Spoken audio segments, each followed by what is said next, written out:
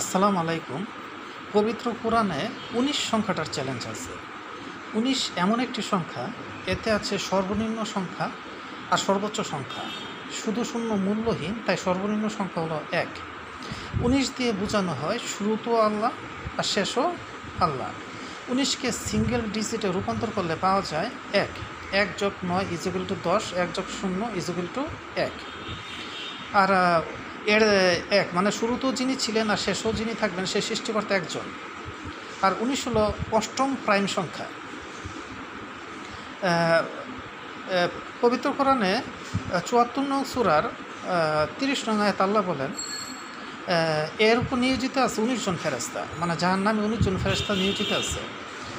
৩১ নং আয়াতে আল্লাহ বলেন, আমি ফেরেশতাদেরকে জাহান্নামের তত্ত্বাবধায়ক করেছি আর কাফিরদের জন্য পরীক্ষা স্বরূপ তাহাদের সংখ্যা নির্ধারণ করেছি, যাতে কিতাবপ্রাপ্তরা দৃঢ়ভাবে বিশ্বাস স্থাপন করে আর কিতাবপ্রাপ্তদের মুমিনদের অন্তর থেকে সকল সন্দেহ দূর হয়ে যায়। কিন্তু যাদের অন্তরে বেদি আছে তারা বলবে, এরূপ সংখ্যা দিয়ে আল্লাহ কী বা বোঝাতে চায়, মানে ১৯ না হইয়া ১৮ হলি বা কী যায় আসে, আর ২০ হলি বা তাতে কী যায় আসে। তাই ১৯ সংখ্যাটি চ্যালেঞ্জ মূলত পবিত্র কোরআনই আছে। ৩০ নং আয়াতে যে ১৯ সংখ্যাটা প্রথম আসে, এর আগ পর্যন্ত ওই সূরার অক্ষর সংখ্যা ৩৬১টি। ১৯ × ১৯ = ৩৬১, মানে ১৯ × ১৯ অক্ষরের পর ১৯ সংখ্যাটা আছে। ৩১ নং আয়াতে ১৯-এর বিস্তারিত ব্যাখ্যা দেওয়া হয়েছে, যা আমি বললাম। আরও কথা আছে ৩১ নং আয়াতে, এর কিছু অংশ বললাম। ৩১ নং আয়াতে মোট শব্দ সংখ্যা ৫৭টি, আর এই সূরার প্রথম ১৯টি আয়াত শব্দ সংখ্যা ৫৭টি। পবিত্র কোরআনে আল্লাহ বলেন, আমার কাছে ঈসার তুলনা হলো আদমের মতো, কারণ আদম আলাইহিস সালামের বাবা মা নাই আর ঈসা আলাইহিস সালামের বাবা নাই, তাই আল্লাহ ঈসা আলাইহিস সালামকে তুলনা দিয়েছেন আদম আলাইহিস সালামের সাথে। দুনূন নবীর নাম সমানভাবে এসেছে পবিত্র কোরআনে ২৫ বার করে, কিন্তু ১৯ নং সূরায় দুনূন নবীর নাম এসেছে ১৯ বারের মতো। ১৯ হলো অষ্টম প্রাইম সংখ্যা, আর পবিত্র কোরআনে একটা সূরা শুরুতে বিসমিল্লাহির রহমানির রহিম নাই, সেটা হলো নবম সূরা, সূরা তওবা। ঠিক ৮-এর পরে গিয়া যেই সূরা, সেই সূরায় বিসমিল্লাহির রহমানির রহিম নাই। আবার ২৭ নং সূরায় গিয়া ২ বার বিসমিল্লাহির রহমানির রহিম আছে, মানে ১১৪টি সূরা সংখ্যা পরিমাণ বিসমিল্লাহির রহমানির রহিম আছে ১১৪ বার। আর ২৮ নং সূরায় গিয়া আবার ২৭ নং সূরায় গিয়া আবার ২ বার আছে। যে সূরা বিসমিল্লাহির রহমানির রহিম নাই,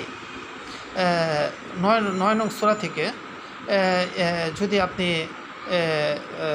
গণনা করতে থাকেন, তাহলে ঠিক ১৯ নম্বরে গিয়ে যেই সূরা, সেই সূরায় গিয়া ১৯ নম্বরে গিয়ে যেই সূরা, সেই সূরায় গিয়ে আপনি ২ বার বিসমিল্লাহির রহমানির রহিম পাবেন। আবার যদি আপনি ৯ যোগ ১০ যোগ ১১ যোগ এভাবে ২৭ পর্যন্ত যোগ করে ফল বের করেন, তাহলে পাবেন ৩৪২। মানে ২৭ নং সূরায় যে বিসমিল্লাহির রহমানির রহিম ২ বার আছে, ওই বিসমিল্লাহির রহমানির রহিমের ভিতর শব্দ সংখ্যা ৩৪২টি। আবার ৩৪২-এর সাথে যদি আপনি ১৯ যোগ করেন, তাহলে আপনি পাবেন ৩৬১। ১৯ × ১৯ = ৩৬১। সূরা প্রথম নাজিল হয় আপনার সূরা আলাকের প্রথম ৫ আয়াত। ওই ৫ আয়াতের শব্দ সংখ্যা ১৯টি, সূরা আলাকের আয়াত সংখ্যা ১৯টি। শেষ থেকে গণনা করলে সূরা আলাক ১৯ নং সূরা। শেষ নাজিল হয় সূরা নাসর। সূরা নাসরের শব্দ সংখ্যা ১৯টি, সূরা নাসরের প্রথম আয়াতের অক্ষর সংখ্যা ১৯টি। আমাদের কবজির ৮টি হাড়ের সাথে তালুর ১৯টি হাড় যুক্ত হয়েছে। সূর্যের আলো পৃথিবীতে আসতে সময় লাগে ৮ মিনিট ১৯ সেকেন্ড। ওই যে ১৯-এর সাথে ৮, আর ১৯ হলো অষ্টম প্রাইম সংখ্যা। চন্দ্র, সূর্য, পৃথিবী একই সরলরেখায় আসে ১৯ বছর পর পর। ৫৭ নং সূরা ৩ নং আয়াতে আল্লাহ বলেন, আমি আদি, আমি অন্ত, আমি চিরঞ্জীব, আমি সার্বভৌম ক্ষমতা অধিকারী। এটা দিয়ে মূলত ১৯ দিয়ে মূলত যেটা বোঝানো হয়, ৫৭ নং সূরা ৩ নং আয়াতে আল্লাহ সেটাই বলেছেন, ব্যাখ্যা করেছেন। ১৯ থেকে কিন্তু আমরা একটা ৫৭ সাদৃশ্য পেয়েছিলাম। ৩১ নং আয়াতে আল্লাহ ১৯-এর বিস্তারিত ব্যাখ্যা দিয়েছেন। ৩১ নং আয়াতে শব্দ সংখ্যা ৫৭টি, আবার ওই সূরা প্রথম ১৯ আয়াতেও শব্দ সংখ্যা ৫৭টি। আর ৫৭ নং সূরা ৩ নং আয়াতে আল্লাহ ১৯ দিয়ে যা বোঝায় তাই ব্যাখ্যা করেছেন। ৩ নং আয়াতে কেন ব্যাখ্যা করলেন? ৩ হলো আল্লাহর ইন্ডিভিজুয়াল অক্ষর সংখ্যা। ৫৭কে যদি আপনি সিঙ্গেল ডিজিটে রূপান্তর করেন, প্রথম পাবেন ১২, এরপর পাবেন ৩। ৫ যোগ ৭ = ১২, ১ যোগ ২ = ৩। ১২ হলো লা ইলাহা ইল্লাল্লাহর অক্ষর সংখ্যা, মুহাম্মদুর রাসূলুল্লাহর অক্ষর সংখ্যা ১২টি, আর ৩ হলো আল্লাহর ইন্ডিভিজুয়াল অক্ষর সংখ্যা। তাই ৫৭ নং সূরা ৩ নং আয়াতে আল্লাহ যা বলেছেন 19 দিয়ে মূলত তাই বোঝানো হয়। এগুলোর ভিতর চিন্তাশীলদের জন্য নিদর্শন আছে, সবাই ভাববেন, এতে আপনার ঈমান মজবুত হবে। আমাদের সকলের সাথে যে কারিন জিন আছে তার কাজই ঈমান আমল নষ্ট করে অনন্তকালের জন্য জাহান্নামী করা। পবিত্র কোরআনে আল্লাহ অনেক নিদর্শন রেখেছেন।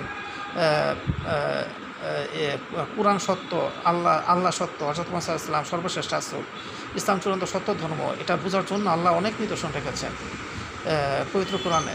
পবিত্র কোরআন যে রচনাশৈলী তা কৃত্রিম বুদ্ধিমত্তা চ্যাটজিপিটিকে জিজ্ঞাসা করা হয়েছিল এমন কোরআন তুমি তৈরি করতে পারবে কি না। চ্যাটজিপিটি বলে কোরআনের মতো কিতাব আমি কেন, কোরআনের যে রচনাশৈলী পুরো মানবজাতি মিলেও এমন কিতাব লিখতে পারবে না। কোরআন আছে হাজারের উপর বৈজ্ঞানিক আয়াত, যার একটা এখনও কেউ মিথ্যা প্রমাণ করতে পারে না। কোরআন আছে ট্রিলিয়ন ট্রিলিয়ন অলৌকিক গাণিতিক সাদৃশ্য এরকম, যা কিয়ামত পর্যন্ত বের হতেই থাকবে। এগুলির ভিতর চিন্তাশীলদের জন্য নিদর্শন আছে। কখনো শয়তানের ধোঁকায় ঈমান হালকা করবেন না, সবসময় ঈমান মজবুত রাখবেন, ঈমান আমলের উপর থাকবেন, তাহলে প্রতি মুহূর্তের সাথে কারি চিন্তা হারিয়ে নিজেকে ইসলাম শান্তি পবিত্র রাখতে পারবেন, নিজেকে জাহান্নাম থেকে বাঁচাতে পারবেন, জান্নাতুল ফেরদৌসের উচ্চ মাকাম নিশ্চিত করতে পারবেন। সবাই ভালো থাকবেন। আল্লাহ হাফেজ।